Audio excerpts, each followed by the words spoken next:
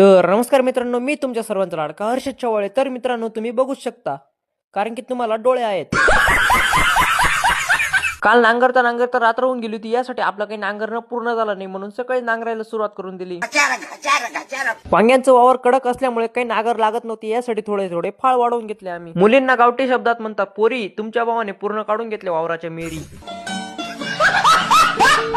घरी आल्यावर हर्षद चव्हाळ्याला डायरेक्ट लगेच बिल्लो राणी धुवायला लावून तिला आपल्या गाडीचं नवीन नाव ठेवलंय बरं का, बिल्लो राणी. कसं आहे कमेंट मध्ये नक्की सांगा. तर जयशंकर मित्रांनो, आपली बिल्लो राणी काय म्हणते ते बघा.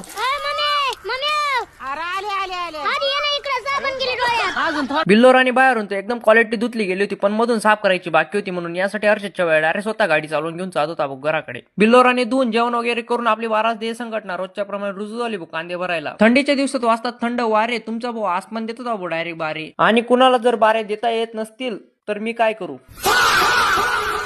आणि ज्यांना बारे देता येत नाही त्यांनी हे बारे द्यायचे बघून घ्या. तर रोजच्या प्रमाणे आपली बारे द्यायची टायमिंग संपून गेली, कारण की त्यानंतर आपला भाऊ बारे देणार होता. घरी आल्यावर आपला छोटासा बिझनेस म्हणजे कोंबडींचा लगेच सोडून दिला भाऊ कोंबड्या चरायला. आज हर्षद चव्हाळे कामावरून तर डायरेक्ट सुट्टी नाही भाऊ, कांदे भरून आल्यानंतर लगेच आपल्याला भुईमुंग भरायला लावून दिला. भुईमुंग भरत भरत आपल्याला डायरेक्ट संध्याकाळून गेली. आणि असे नवनवीन ब्लॉग बघून असण्यासाठी हर्षद चव्हाळेला फॉलो, लाईक, शेअर नक्की करा. धन्यवाद.